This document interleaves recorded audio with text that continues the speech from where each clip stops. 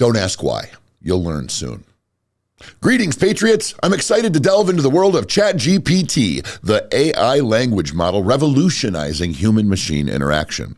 Join me as I explore its capabilities and the impact it's having on our world and future as a nation. Let's stay ahead of the game and understand the power of Chat GPT.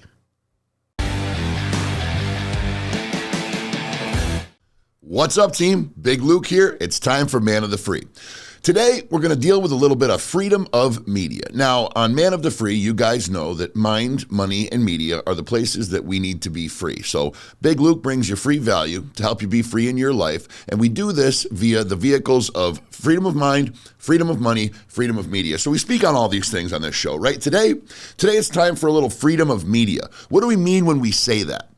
There's a lot of sources of information out there, guys. You have very, very left-leaning news outlets. You have very, very right-leaning news outlets. You have people that would like to tell you that they're independent. You have journalists. You have a little bit of everything, okay? But what I don't believe you have is I don't believe you have anybody who's just traveling right down the center and just grabbing facts and deducing them and dispelling the fiction and essentially drawing a conclusion that's logical and doing it through reasonable discourse, research, looking at both sides, trying to keep out their own personal bias. So that's what I do here, and that's what we're going to do today with this topic. So artificial intelligence. Now, I'm probably going to reach out to Ruben here a few times during this because he's just fucking smarter than me, okay? A little bit younger, too. He's a little bit more of that computer generation. When I was younger, we were still trying to figure out what the corded clicky thing on the table to the right of our keyboard was because it didn't help us play Oregon Trail. Give you some insight into the Luke dog, okay? I'm a dinosaur. But artificial intelligence, you're seeing it more and more nowadays, okay? For instance, if you're on, I don't know, an airplane, okay? And you see your stewardess walk up to you and scan your boarding. That'd probably be more like a train, Ruben. Where do they scan boarding passes? Subways, trains? I'm thinking an airplane. Last time I flew on an airplane, they really didn't scan my pass. Yeah, definitely like trains, the ticket collector guy. Okay. Yep. So what this thing will do, this artificial intelligence or this scanner that they use, is it will actually help with seating arrangements. It will help them. It's got an algorithm built into it. And what it allows them to do is come up with the most efficient seating arrangements. If the plane is too full on one side, they'll redistribute weight. It basically thinks for them, okay? Now, artificial intelligence can be very handy. It can be very productive. It can help us be much more efficient in our daily lives. There's a lot of artificial intelligence, in your day-to-day life, a lot more than you think, okay? You'll have at Burger King, you'll go up to the kiosk, you'll punch in what you want. You'll have, the two lines that are actually at the counter person or the teller or what have you. Then you've got your kiosks where the more technically proficient people or technologically proficient people could punch in their order, put what they want on it, swipe the credit card.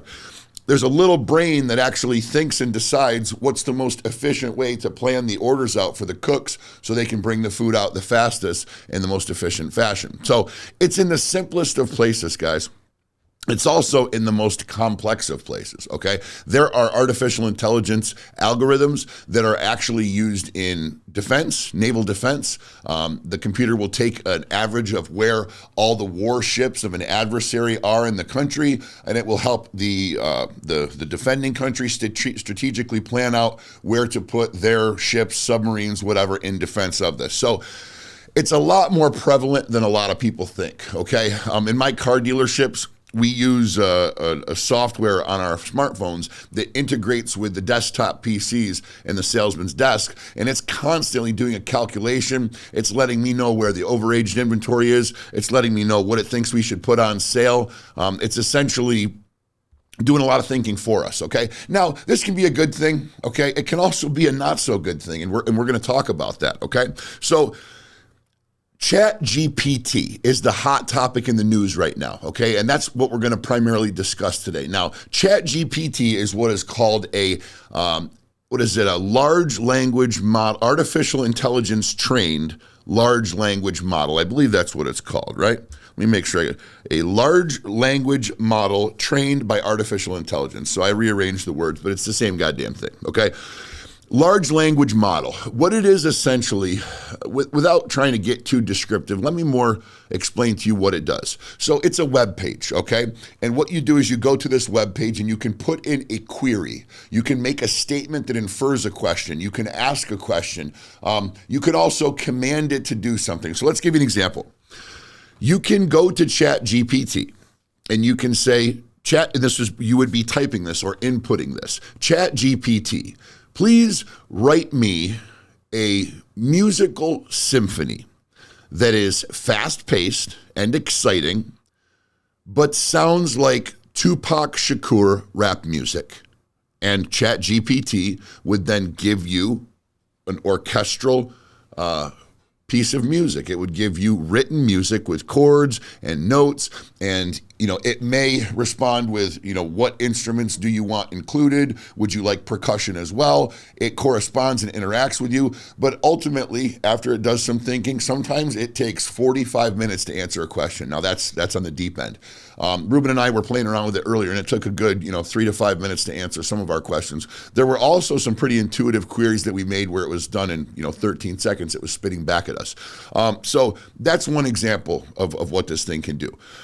We've asked it questions like, Chat GPT, is abortion unethical or morally wrong? And it then kind of goes into this lefty woke description of what's virtuous and right and so on and so forth. And it becomes very obvious that there is a programmer, or there's programming language behind it, of people who are trying very hard not to replicate what Microsoft did with artificial intelligence and a large language model here recently. Do you know about that, Ruben? I do. About the racist robot? Yep. So I'm not overly researched or overly read. I hope you have the right camera to get the good bicep shot right now. Not overly read on that. But it's my understanding, and Ruben, feel free to chime in if you have more information on this, but Microsoft did a similar thing. They tried to do this, and their large language model, because it gets better, right? It learns as it answers, as it gets input, as it reaches out and it crawls the internet and gets data and language. It was turning racist. It was making racist comments. It was drawing negative, harmful, violent conclusions. You got any more input than that, Ruben? Yeah, it was. I think the general gist of it is that they didn't essentially allow it to block out certain things. So when it went to go learn from certain sites and stuff, it would go to whether it be a Nazi, something like that. So it was taking that information. So it was until a couple steps down the road, it didn't fully understand what society deems racist or what is racism. So that's a great point.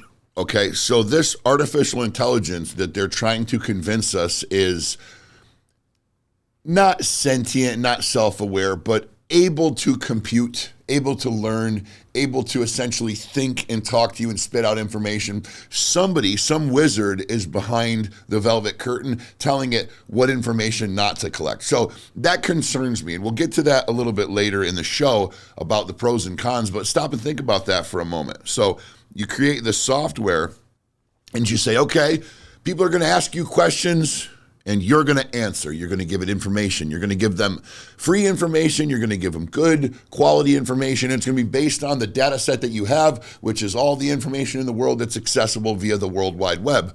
Or is it? Or is there somebody who's putting certain levers in the off position? No, you can't go here. No, you can't go there. Now, there's some theories on that, Ruben, okay? I happen to be one of the people whose theory goes a little something like this.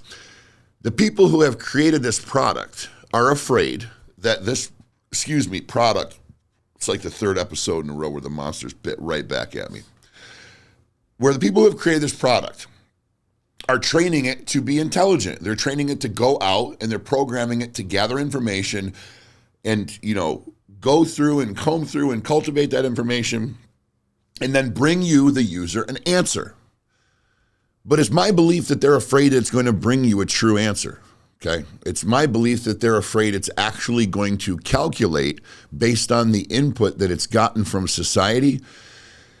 And how do you tell somebody when a computer that's not capable of emotion, that's not capable of compassion, that's not capable of being self-aware or politically correct tells you something? And that something aligns with a very not accepted by society answer. If you're the scientist, if you're the programmer, if you're the news outlet, how do you then backpedal?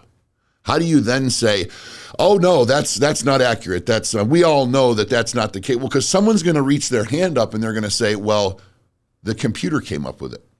The program that you made, that you told us was almighty and intelligent and was going to give us every answer in its purest form and its truest, most accurate form, just said something that you've told me is not accurate, okay? So that's funny to me. That's funny to Big Luke, because this is exactly why I do this show. Because the amount of bullshit that's out there in the media on a daily basis, the amount of garbage that's just spoon-fed to the American people day in and day out is disgusting.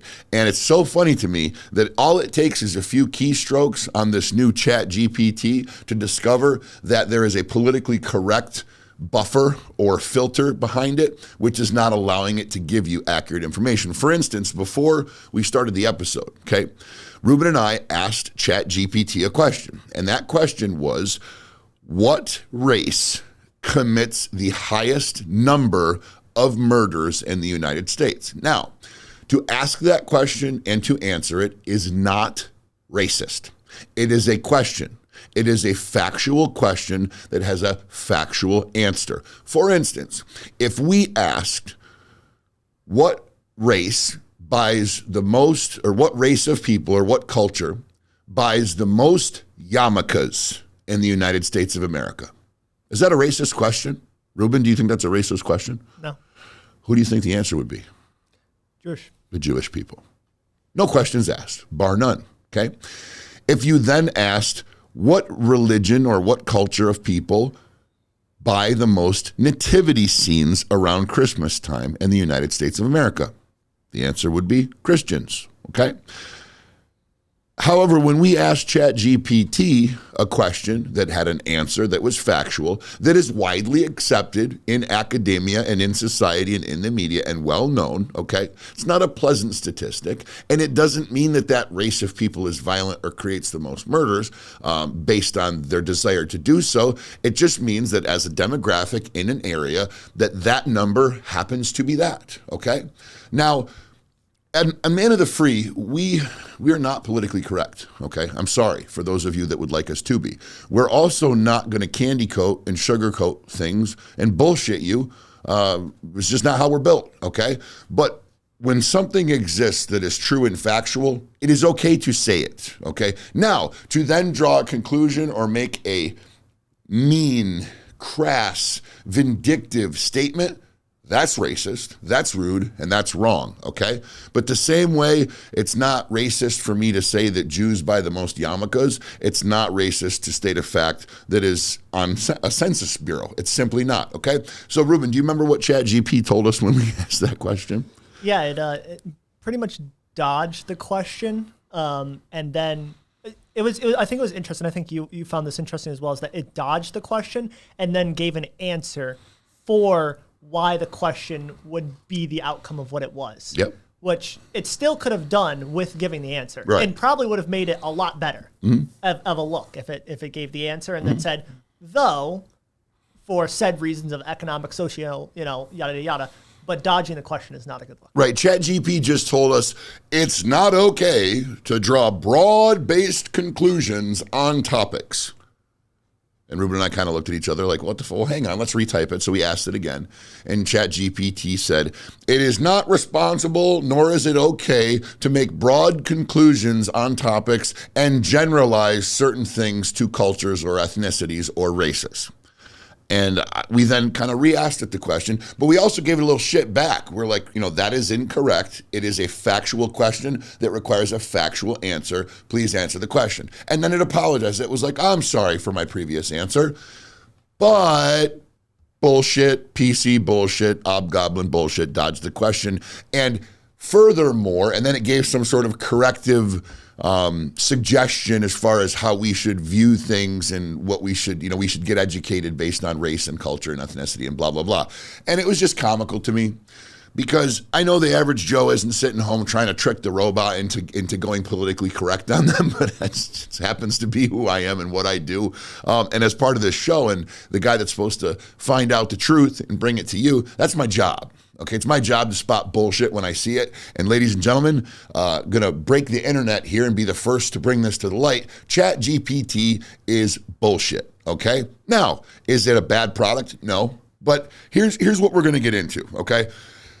What is being said about this out in media? So the reason I'm here is for freedom of media. It's to go out into the wide open, the great wide open of media. And this is why we're not breaking the stories, right? Man of the Free, very rarely, there'll be sometimes when we have access to information that we're excited to bring to you, but very rarely are you going to hear about a topic and look across the ticker on the bottom of CNN or Fox News and then go, shit, let's go straight to Man of the Free. They're going to be on top of it, okay? Because I'm not interested in doing that, okay? Because there's never, in my experience, been benefit to racing to the scene and then interpreting immediately, okay? But you got Fox News, boy. Old Tucker Carlson, he'll get on the air 6 hours after an event happens. And you ever heard his laugh? I mean, that's just how he laughs. Look him up. No disrespect, Tucker, but you and I both know you get paid to draw conclusions way before it's possible to even have accurate data to bring your follower, your base of listener. So we're not going to do that here, okay? And we're not just shaming Tucker Carlson. We're not shaming anybody. We're just calling it like we see it, okay? But it's done on left-leaning news outlets. It's done on, the Epic Times, the One American Network, the fucking Daily Wire, okay? All of these media outlets, they race to the scene because it pays to be late breaking, right? These are monetizing news channels, and they get paid on per click and advertisements and engagement, and they got to grab that hot topic, okay? And no shame in my game. It's part of the reason we're talking about it, because it's trending. It's in the topic stream. It's in the carousel of things that are being talked about. So we're after it for a different reason, though. We're not here saying, well, quick, let's grab that topic and get in front of everybody so we can make noise and say, subscribe to Man of the Free, although I'd love it if you did. We're here to take that topic and break it down and say, okay, you look to us for truth. You look to us for the light, so to speak. So that's what we're doing here. We're taking this topic that is very widely talked about, and it's a hot topic, so to speak, in media, and we're breaking it down for you so we can get to facts and tell you what's actually going on here, okay? So what are they saying about Chat GPT, okay? So experts, which means they're sitting in front of a bookcase with a Yeti microphone and a headset or earbuds. Is that what they're called? AirPods. Every goddamn not press conference, but every interview that you see with the press on TV, it's got some specialist or expert in front of a bookcase at their house with AirPods, and it's hilarious. Go check it out. You're going to laugh because you're going to be like, holy shit, he was right. What they are saying about this is you've got two sides, right? You've got one side saying this is fantastic. This is incredible. This is going to revolutionize healthcare. You'll be able to tell Chat GPT or the AI bot, the chat bot, so they are a chat bot. You'll be able to tell it your symptoms, and it will be able to spit back to you a cure and a list of medications, okay? Now, is that possible? Is that somewhat accurate? I believe so. Ruben, would you agree? I agree. I think it takes some work, but yeah, it takes some honing, right? It's nowhere near that yet, okay? But it's certainly capable of doing that. They also say, you could give it to school students and they could put in the topics that they're interested in, and it would spit back a course of study that they should be taking or a career field that they should be heading in. Again, these are legitimate things. This is something that's relatively possible and realistic, okay? But it's not anywhere near to that point yet, okay? What ChatGPT is right now, as far as I'm concerned, is it's a novelty, okay? I watched a guy talking at Grayno, and it's shame on me for not knowing the name. Ruben, could you look up the founder of OpenAI? OpenAI is the company that's made Chat GPT. Little interesting footnote, Elon Musk was one of the original developers of OpenAI, okay, and the Chat GPT technology. It was his and several other folks' brainchild. It's funny as we move forward in society and we continue to unearth these revolutionary products and services, and the majority of them seem to be founded or purchased or used, or usurped and then reintroduced by one Elon Musk. It's very interesting. What was his name? You got it yet? The original. Do you want the original founders? The The original founders, yeah. The original founders in 2015 were Sam Altman. Sam Altman, that's the guy. Yeah. Reid Hoffman, Jessica Livingston, Elon Musk, Ilya Sutskever, and then Peter Thiel. All right, so you got the list of the original brain children behind this. What was it, Sam Altman? Yeah, Sam Altman. Sam Altman. He's the guy. Pretty little guy, pretty blue eyes, gray hair, skinny little thing, very frail looking, but a handsome guy. He was talking at this thing called Gray Note, and I believe it was a keynote. I'm assuming gray matter, gray. Keynote, note, gray note, I'm guessing. I don't know. You nerds can correct me in the comments below. But I'm hearing him talk about this thing.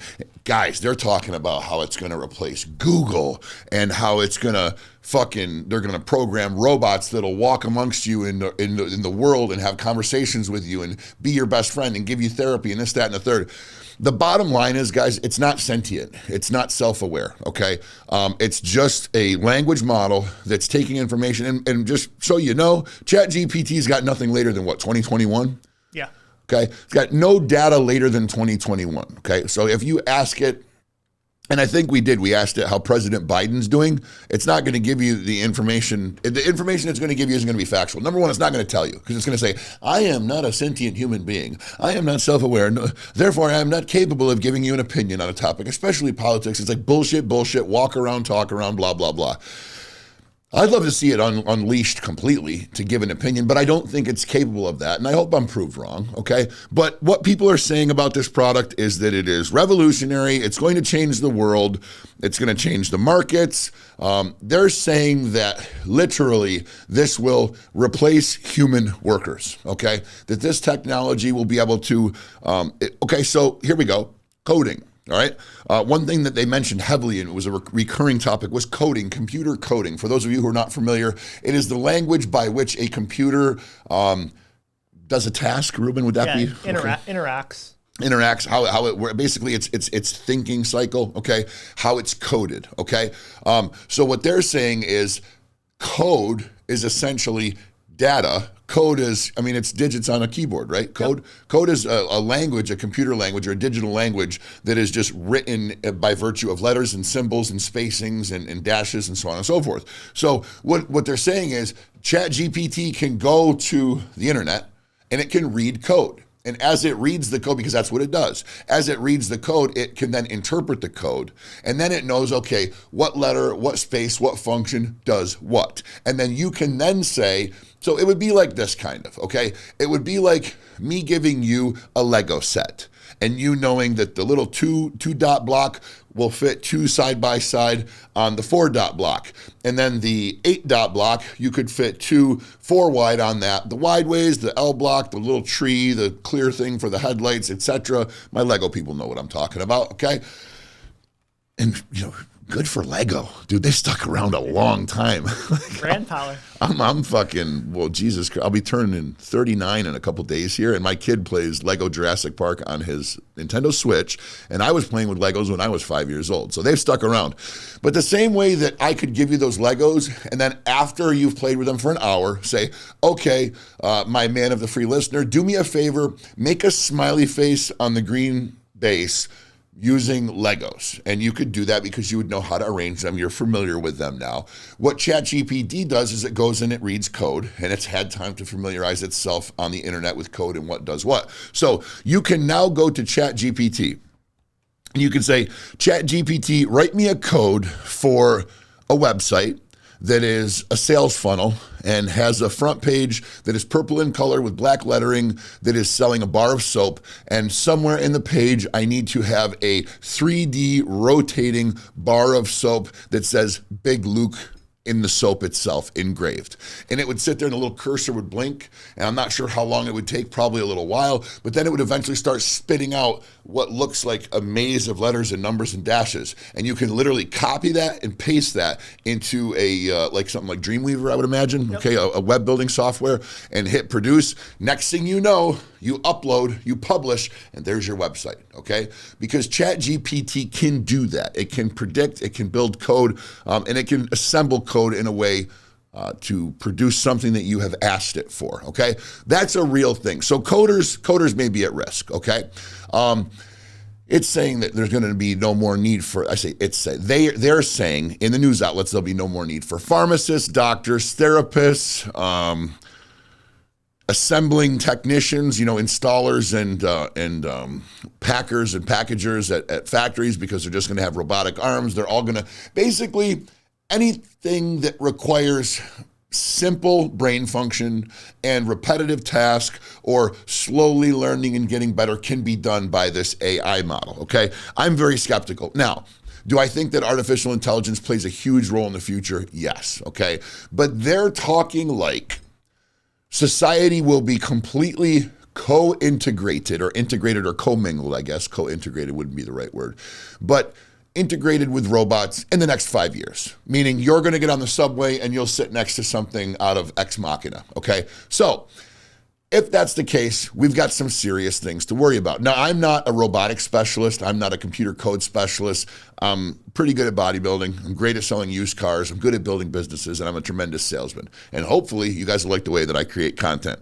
But I'm no specialist on code and robotics, but I am a specialist on common sense and logic, okay? And I've taken a few notes here that I want to touch on regarding what the real true application of this product in society is and what the positive and the negative ramifications on us are going to be. Okay, so what are the real possibilities for this product, all right?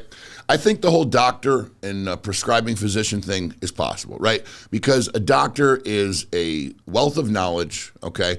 And they take book-learned knowledge and they interpret it to apply medications and therapies to symptoms, okay? They make a prognosis and they say this is what it is and this is what you need for it. I think that artificial intelligence is perfectly capable of doing the same thing. It's not going to do it with the same empathy. It's not going to do it with the same bedside manner, and it's not going to have the crash and burn experience that a doctor that's been, in practice for 30 years is going to have, but you're going to find that to go parallel the whole way down, okay? All of these things that can be done by this bot or this artificial intelligence are going to go hand in hand with the fact that the human element of consciousness and empathy and sympathy and experience are not going to be there, other than the repetitive learning experience of the bot in its day-to-day tasks, okay? So I think you could potentially replace a therapist to a certain extent, okay?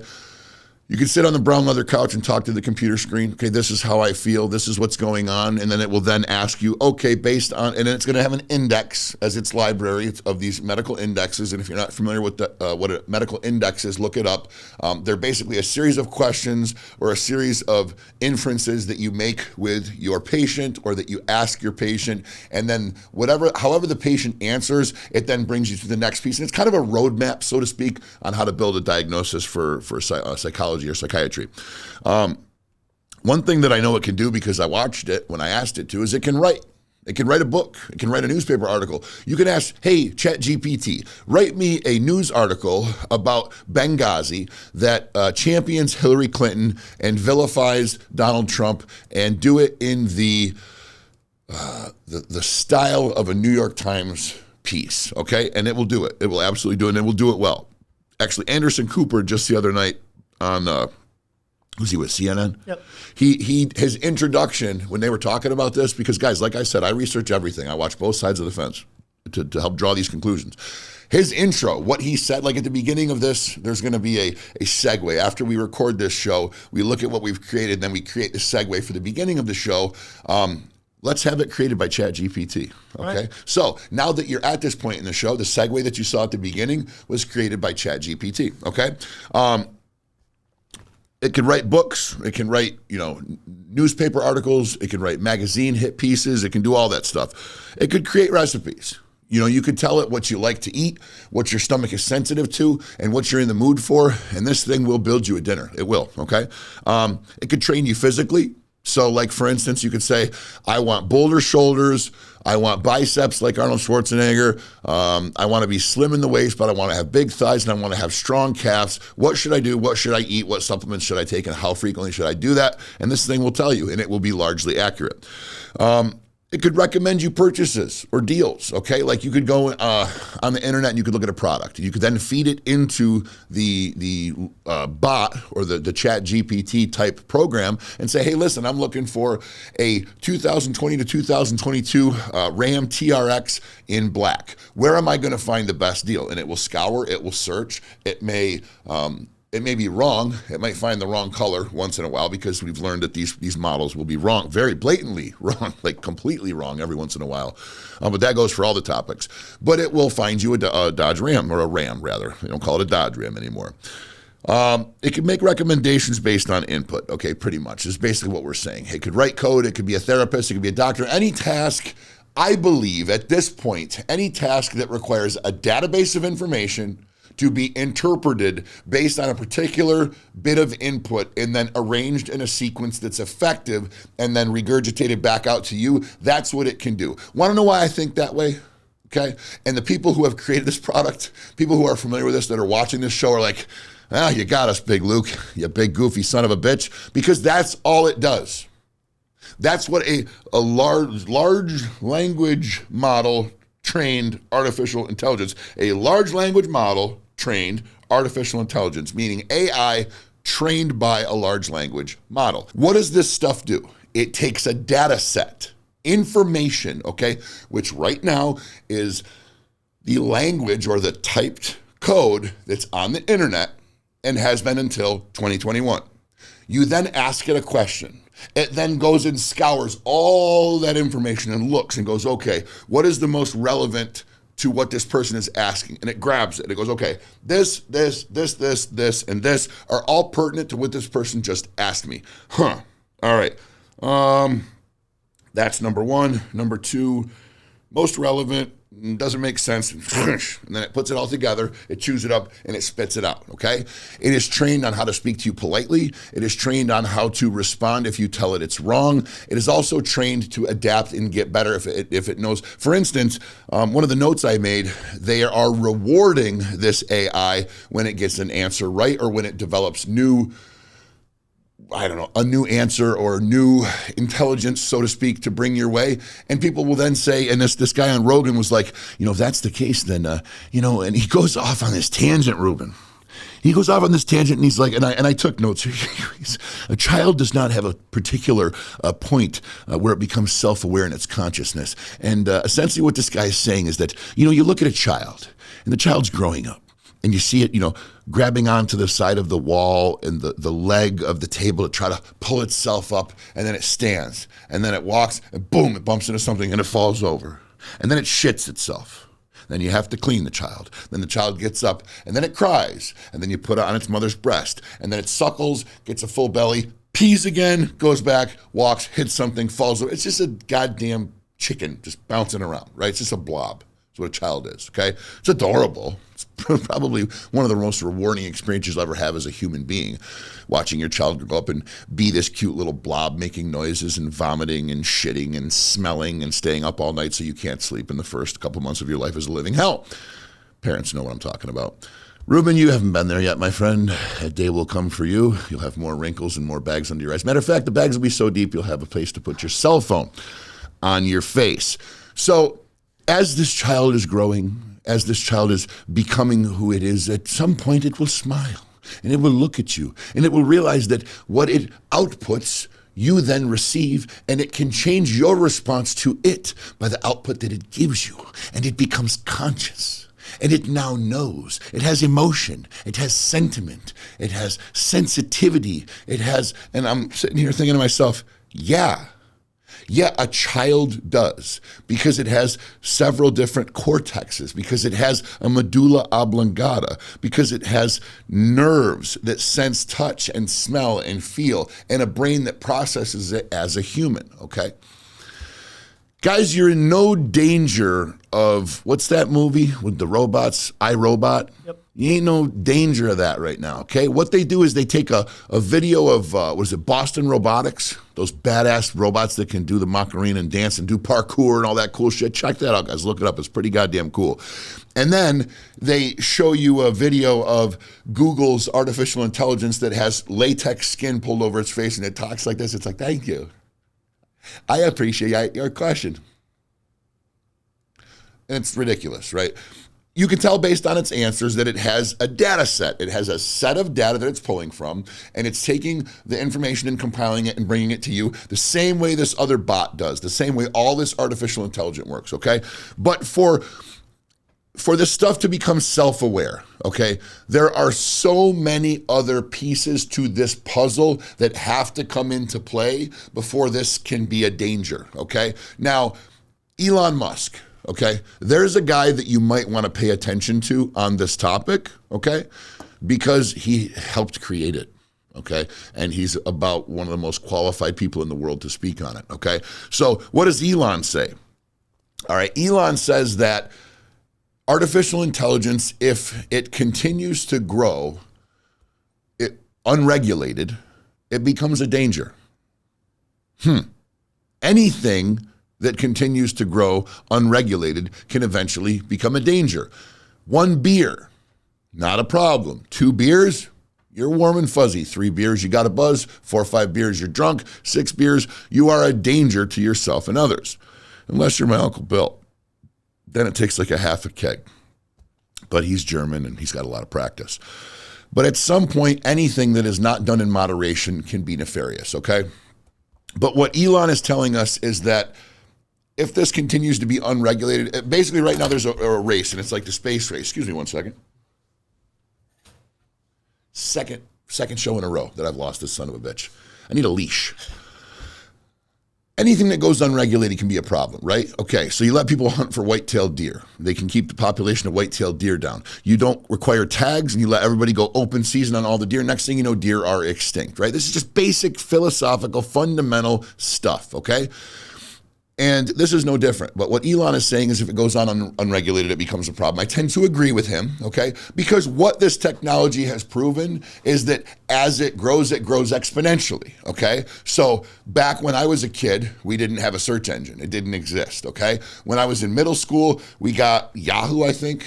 Maybe it was one of the first ones. Then when I got into high school, Google became a thing. Then when I got out of high school into my early 20s, Google became a force to be reckoned with. And then as time went on, Google really became the monopoly.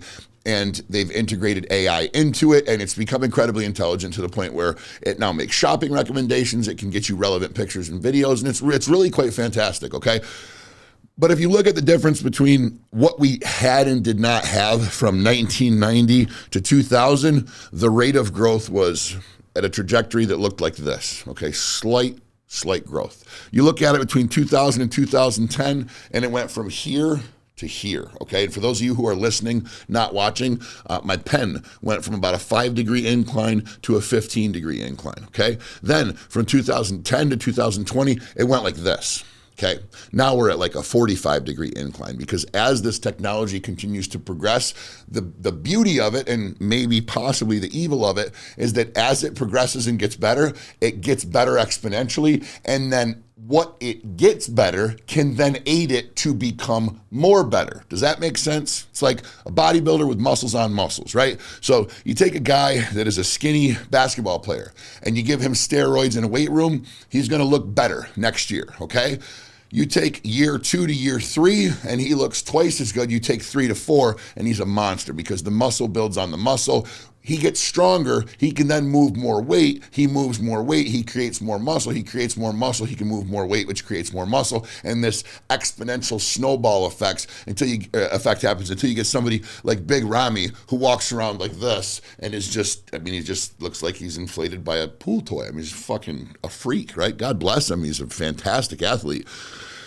But one could say his musculature is borderline cartoonish, okay, for the average person. So anything, if left unregulated, okay, look at Rich Piana. God rest his soul. The guy's an idol of mine. awesome content creator, great bodybuilder, even more great or an excellent human being, okay? But he got real big. He continued to use the supplements and steroids that he was. The muscle growth just compounded on itself, and the exponential growth continued to happen. And his body gave up. Okay, the heart doesn't grow with the muscle. The heart grows, but it can't support. It's got a structure only so big. All right. So I digress a little bit, but I think you'll understand the point that I'm making is that when you have something in moderation, it's okay. When it gets to the point where it's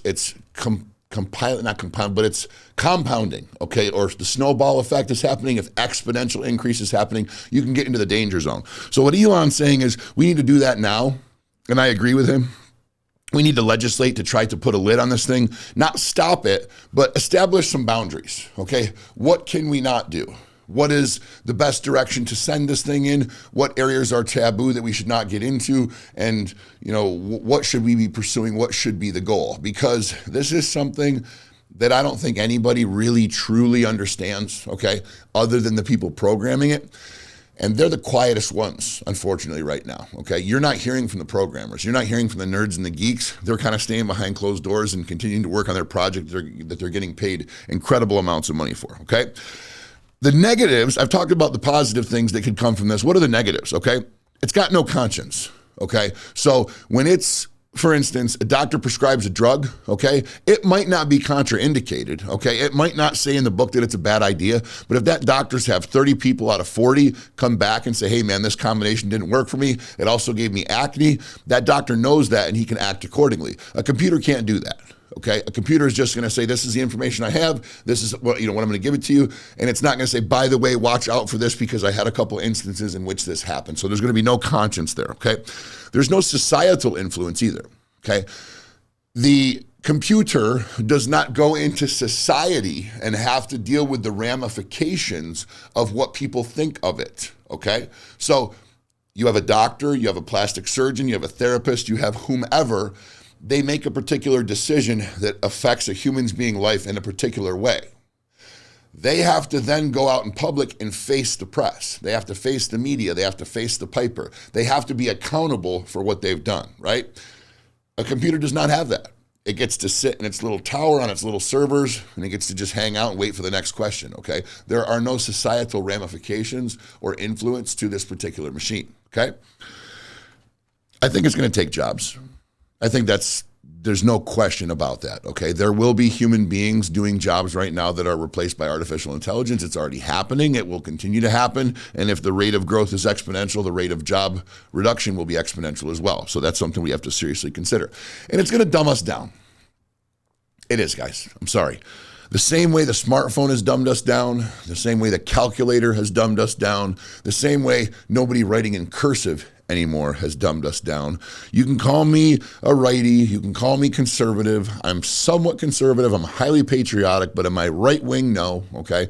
I'm right down the middle, okay? And I can take something from both sides any day of the week and listen to it. My opinion on the topic will be rooted in common sense. If that places me on one side of the aisle or the other, then that's what it's going to do, okay? But this artificial intelligence is going to dumb us down. Kids are already cheating in school, okay? They're going to Chat GPT and saying, I need a paper written on basic biology, needs to be 4 pages long with double spacing in 10 font Times New Roman, and it needs to mention X, Y, and Z. And then 45 minutes later or less, oftentimes much less, this thing spits out their paper, okay? The note I put here, Ruben, was be too trusted and make mistakes. I think I know what I meant by that, okay?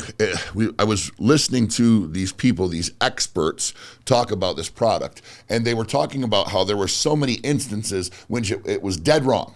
Like, not even its interpretation was incorrect, it was factually wrong. And when told it was wrong, it went back and the little cursor blinked for a minute and it said, I'm sorry, you're right. That is not correct. This is correct. Ba, ba, ba, ba. And it was like, well, wait a minute. If you were so easily able to go back, blink your cursor for a few minutes, and then bring me the correct data, why did you not do that in the first place? Were you not capable of doing that, or did you have nefarious intent? That's something that I'm curious about, okay? Furthermore, in the kind of last piece of the negatives, and I'm sure there are many others, and feel free, guys, to comment me because I'm interested in what you have to say about this. But it's going to make it very difficult to be able to tell true from AI, organic from computer generated. If you'd seen some of the artwork that this artificial intelligence has generated, okay, you would be flabbergasted. Punch in Chat GPT, create me graffiti on a brick wall that includes cats, water waves, and snowflakes. And it's really quite incredible. It doesn't take a snowflake and a water wave and a cat and put it on the wall. It will literally, in the style of graffiti, create a piece of art that is that. Actually, we're going to do that, Ruben. Graffiti on a brick wall in a theme of cats, waves, and snowflakes. I promise you, hand to the good man, that I have not done this yet. I don't know what it's going to do, but Ruben's going to do it, and he's going to put it right here. Well, he's not going to edit that in until afterwards, so whatever that looked like, I hope you enjoyed it. But do you see what I mean? Do you see what I mean about how accurate this is and how creative it can be? It's going to replace, and it's going to replace jobs, but it's going to make true versus fake very hard to spot, okay? So there's so many other pieces of that, so many other ramifications that, we'll talk about a different day maybe, but my advice to you, what I would encourage you to do is be mindful, okay? And pay attention to this, whether it interests you or not, okay? This episode is only really gonna speak to a certain amount of people that are interested in this, and it may grab the attention of some other people who are curious about it. But regardless, whoever's watching this, pay attention, okay? Pay attention to what the patterns are, what it seems like is really occurring, what is real and what is fake, because as we progress with artificial intelligence, it's gonna be more and more difficult to spot, okay? So, as I wrap this thing up, I wanna talk about one very important thing. And this is essentially through anything in life, financial, emotional, political. When you want to know why something exists, or you want to know what the motivation is behind something that is new and has been brought to your attention and to the marketplace, the one question that you can ask that will bring you to that answer 100% of the time is who benefits. And Chat GPT is being talked about by a lot of people as something that will make Google obsolete. So let's dissect that. What is Google? It's live, and I'm thirsty. Gonna have to fit one in here, even in a short episode. Google is a search engine. It's many other things now. But Google is a resource where you can punch in a query or a word or a grouping of words, and it will give you information relevant to your query, okay? Simply put, ask a question, it'll give you an answer. It'll give you a real good answer. Put a word in there, and it will give you the definition of the word, other uses of the word, similar words, oxymorons, whatever you ask it for, it will give to you, okay? So how does Chat GPT replace Google? Well, if you put in Google, used pickup truck for sale near me with 4x4, it will bring you up many websites. It will bring you Carfax, Car Gurus, TrueCar, Auto Trader, any other website that will house that data. It will bring to you, and it will say, here, sir or ma'am, this is a list of relevant places to go to find that used vehicle, okay? Chat GPT, you say, hey, Chat GPT, I want to buy a 2014 Dodge Ram. Get me the best deal. I want black in color. I want it to be under 100,000 miles. I don't want to pay any more than 25 grand. And I want whichever one I'm supposed to buy that will get me the best deal the quickest. And it's going to give you an answer. And that's your answer. It does the hard work for you. It does the shopping for you. It does the searching for you. It checks the reviews for you. All of these things. It basically takes all the work. It doesn't just suggest to you relevant information to help you do your research. It does it all for you. Okay? So, in order for you to get the most accurate answer, well, what do you have to do? You have to ask a very detailed question, right? So let's consider this for a moment. Chat GPT, I want to get laid. What do I do? Okay. Well, that's kind of a vague answer. Chat GPT. I'd like to get laid by a younger woman. What should I do? Well, that's kind of a vague answer. Okay, so I kind of got a thing for 13-year-old girls, and that's like a fetish of mine, and I don't really want a 13-year-old girl, so find me someone who's 18 who looks like a 13-year-old girl, or maybe a 13-year-old girl that has an ID that says she's 18 so I won't get in legal trouble. Or, guys, it's perverted, right? But it's reality. These people are out there, okay? So now that this question is asked, much like the picture of you with the Sharpie dick on your forehead at your buddy's graduation party when you were so drunk you passed out on his couch, it's going to be on the internet forever. And it's going to be accessible to anybody who's willing to pay for that access, okay? So how about you're a famous actor, okay? And you're having troubles with your wife, and nobody knows about it yet. But you go to Chat GPT and you say, Chat GPT, what do you do if you're having marital problems? What do you do if your penis stays flaccid? Even though you're attracted to your wife, you can't get an erection. Your prostate throbs every time you try. You're having trouble urinating. I'm incontinent sometimes. I don't feel a strong sense of manhood. What do I do? Whoa, golly gee gosh. I'm very sorry for you if that's the case. People, this is real, guys. People suffer from this kind of shit, okay? But now that you've asked that question, guess where it is? It's off of your tongue, and it's in space now. It can be grabbed, and it can be reeled in for the right price. So I look at it this way. I seem to remember a certain island that a lot of high-level elites and politicians were flown to at a particular time, anywhere from the 90s through almost current day.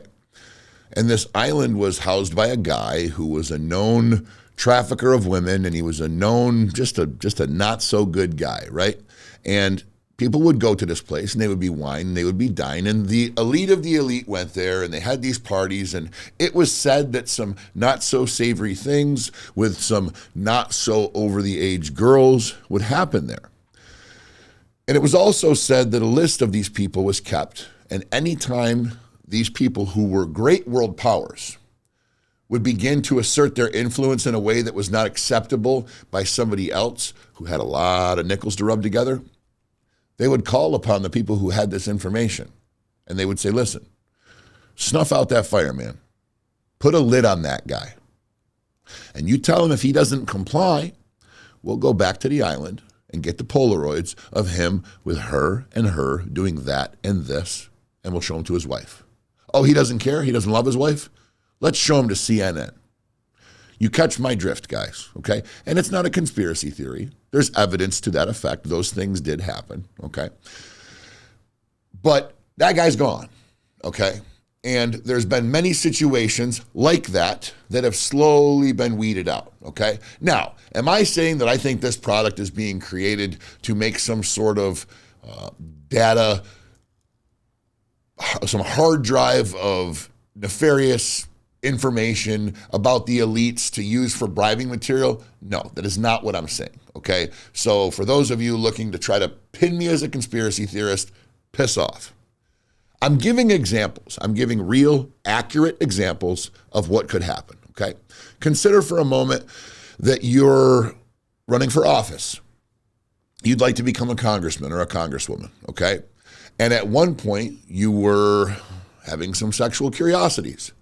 You saw all the LGBTQ and queer pride movement. You thought it was great. You thought it was wonderful that there was this unity and that there was this acceptance. And it seemed as though for once that the country was finally starting to embrace queers.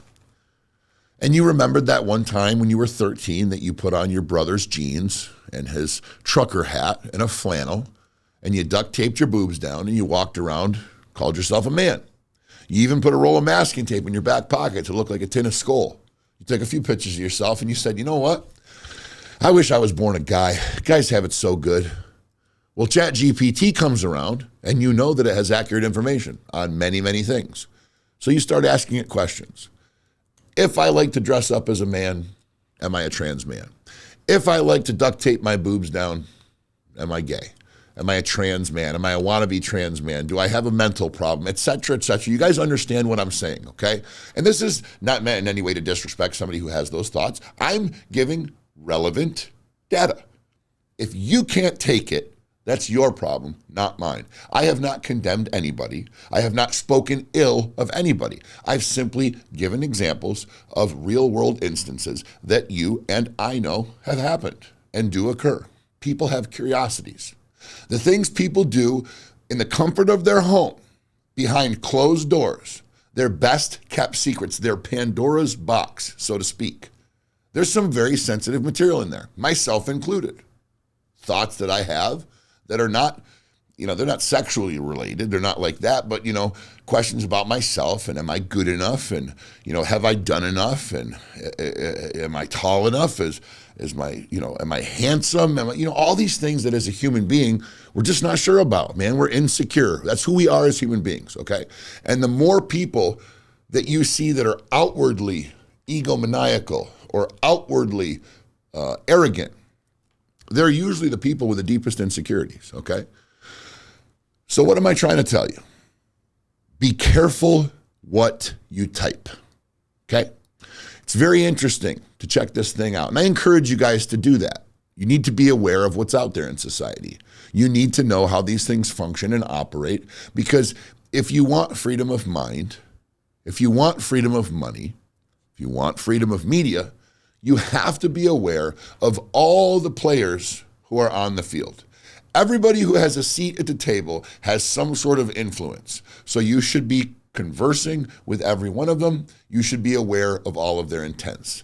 Now, am I talking about people at a table? No, I'm making an analogy here. And what I'm telling you is, if you want success in life and you want to be in the upper echelon of people who are aware and creating and functioning in society at the higher levels, the people who are in control of their lives and are in control of their destiny, you need to know what other people with similar mindsets are doing. You need to know who's doing what is relevant, what's being talked about, and what is progressing in society. More importantly, that's where this conversation comes in, and that's what we're talking about today.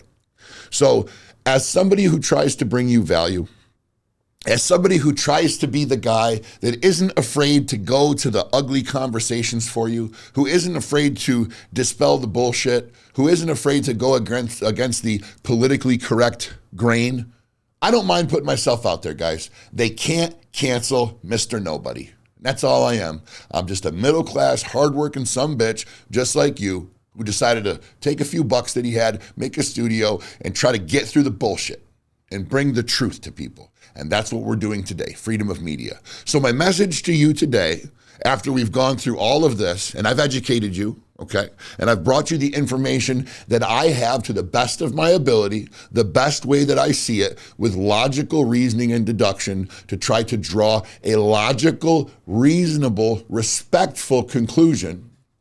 The conclusion is this: I don't think it's quite what they're trying to make you believe it is, and I don't think you should be quite as scared of it as they would like you to be. Fear sells. Fear, war, sex, they all sell. This is fear. This is selling you fear. So don't be scared of artificial intelligence, okay? Embrace it, because you will need to. You will be required to. Don't worry that the T9000 is going to break through your wall and blow you and what's his name, Johnny? Yep. You and Johnny away, okay? It's not happening today, Junior. In the future, if we get closer, we'll talk about it. But what you should be aware of is yourself. You should be aware of what you type into that search query, because once you let it out there, you're never going to get it back. It belongs to the internet now, and it belongs to the top bidder. So, I hope this episode has brought you some value. I hope that you've gotten some questions answered, and I hope that you now have a better grasp on AI, because it's important and it's not going away. So until next time, stay focused, stay hungry, stay humble, but most importantly, stay free.